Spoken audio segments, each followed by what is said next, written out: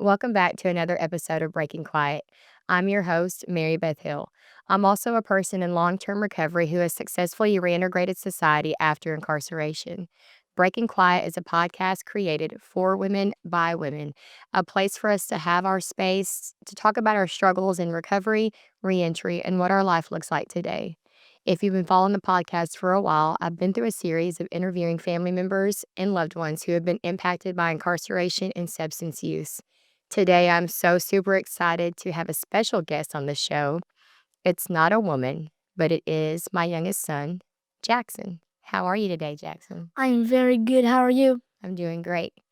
Um, are you excited to be here? Yeah, but I'm really nervous. Don't be nervous, baby. This is just me and you talking. There's Okay. no cameras in the room. You look at mom, and we'll do this, okay? Yes, ma'am. All right, baby. So, for you guys who don't know, Jackson and I actually share a very important date, don't we? Yes. So my clean date is May 9th, which happens to be Jackson's birthday. So whenever Jackson was turning 2 years old, I was first finding recovery in my life. And so every year we get to celebrate a really important day of my rebirth and your birth, right? Yes. Yeah. So Jackson, since you were 2 years old, whenever mom found recovery, you don't really remember a lot about my addiction, do you? I kind of do, but kind of don't. Well, kind of tell me about it. What do you kind of remember? I remember like pictures and like stuff that we did on like holidays and hmm,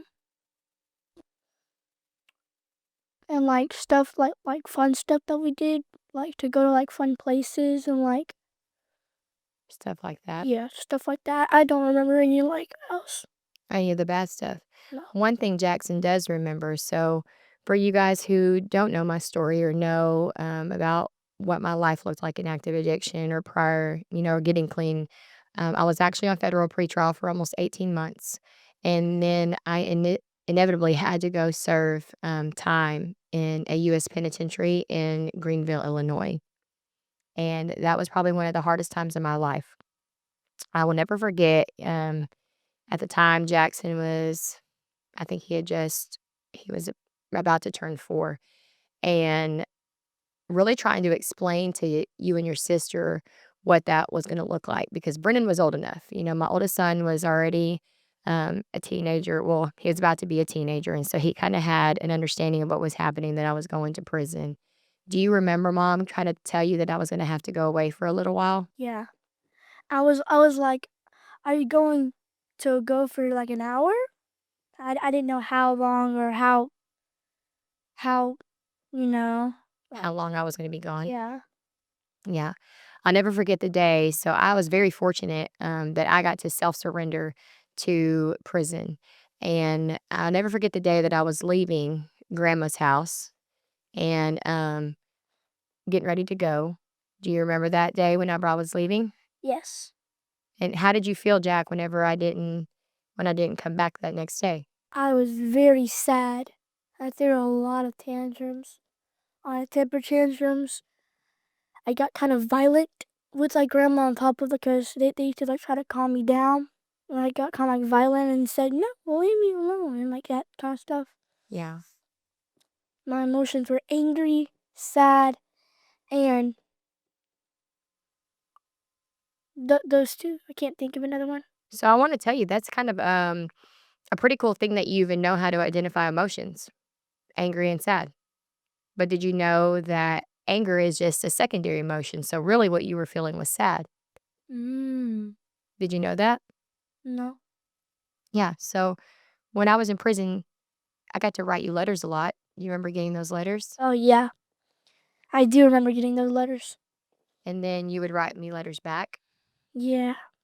Yeah. So I actually, for the listeners, I missed Jackson's first year of kindergarten and first grade.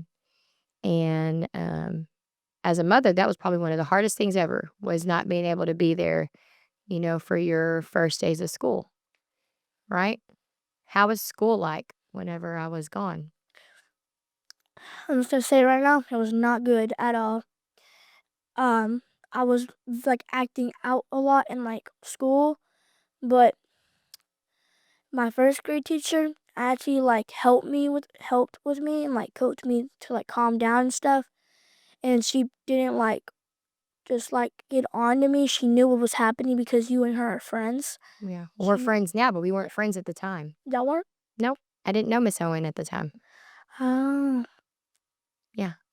Miss Owen was Jackson's first grade teacher and was really an instrumental part um, in shaping Jackson in those early years of his life. I will never forget.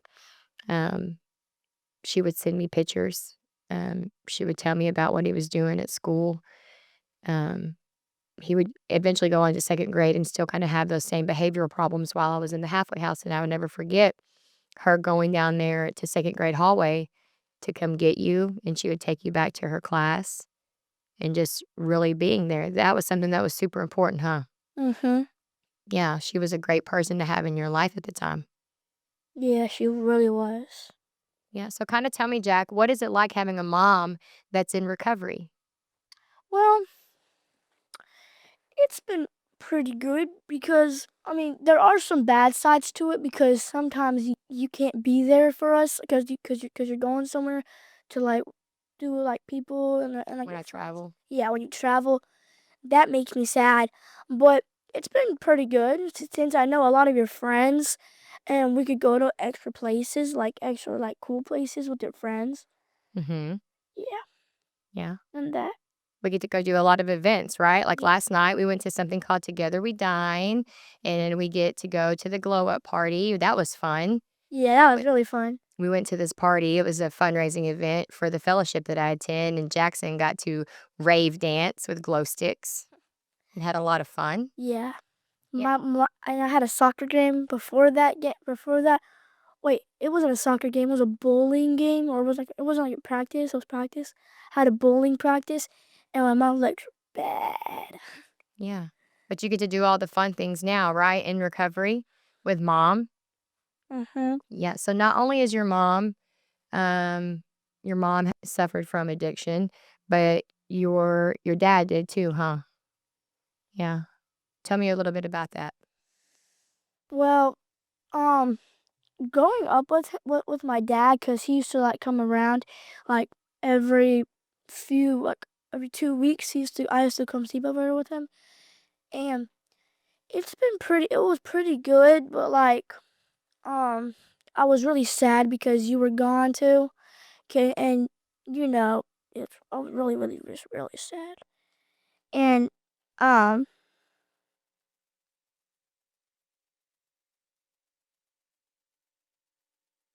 I can't tell you anymore. You don't want to tell me anymore? No, Well, let's talk about that for a minute. Where's your dad at now? prison. He's in prison. Yeah. He's going to be there for a while, huh? Yeah. Jack, if there's any kids that are listening to this podcast, which I don't know if there will be or not, or even some moms or dads that might be listening to the podcast who might still be in active addiction or not living a good life, like, do you have any kind of advice that you'd want to give them? Yes, I do. Okay. Make some go out in the world, make some friends even though they don't accept you. Try new things, try different things if you're trying hard bad things. And if you can't cope with your addiction, well, at least just try. I mean, I can't give you any explanation on how to stop because I never did that, but just try to quit if you can't. And Because it's important, right? Like, it's important to have your mom and your dad in your life. yeah, it's really important. Yeah. Jack, if there was one message that you wanted to leave the listeners with about a kid who has a mom in recovery, what do you think that would be? Probably the same thing that happened to me. If he's my age, same birthday, same things, probably the same exact thing that happened to me.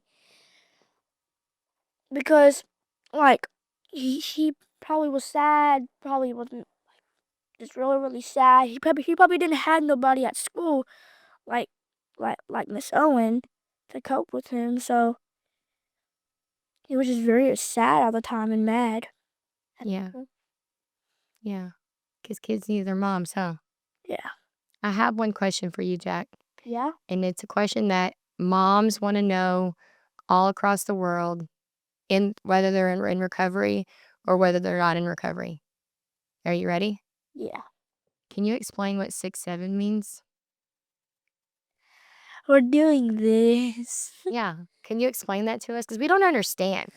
You guys walk around all day long doing this. 6-7, and we don't understand what that means.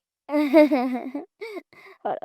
Well, okay, so what 6-7 means is I don't think then.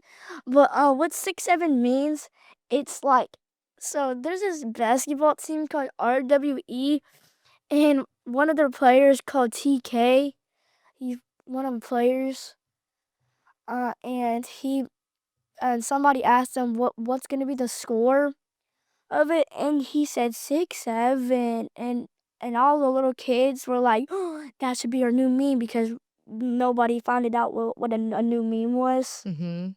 and they were like, that should be our new meme." And whenever they were doing it, it's like it was this one kid right here, or not, it was right here, but like there was this one kid.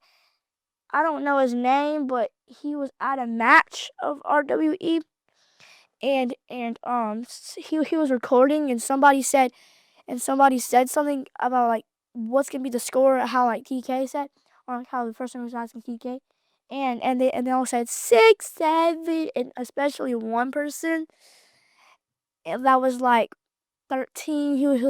He was in the camera because everybody was wearing RWE shirts except for him, and he was in the camera with this 6-7, 6-7 like that.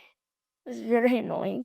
Thank you for that explanation because I think there's moms and parents all across the world who wanna know what that means to you guys and why you always say that. Jackson, thank you Yes. so much for coming on the podcast today.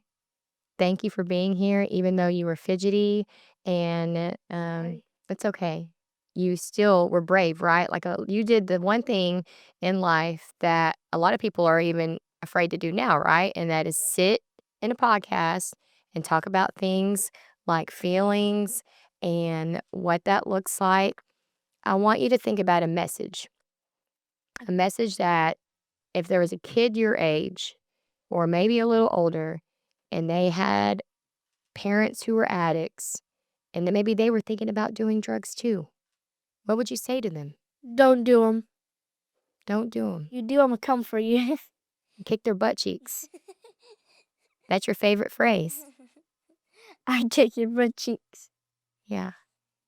Yeah. And stay involved, right? Like, so you get to do all the things now that help you not want to do drugs, like go to church and bowling and soccer. And it's important to do those things in your life so that you have a better sense of direction, right? Yes. All right. Hey, kid, I love you. Love you too. This is a very short episode of Breaking Quiet with my son, Jackson Hill. You can find Breaking Quiet. If you're not subscribed, you can go to our YouTube channel, which is Long Term a Podcast in Recovery, and it streams on all major platforms, Apple, Spotify, anywhere that you can listen to a podcast. Thank you guys for listening.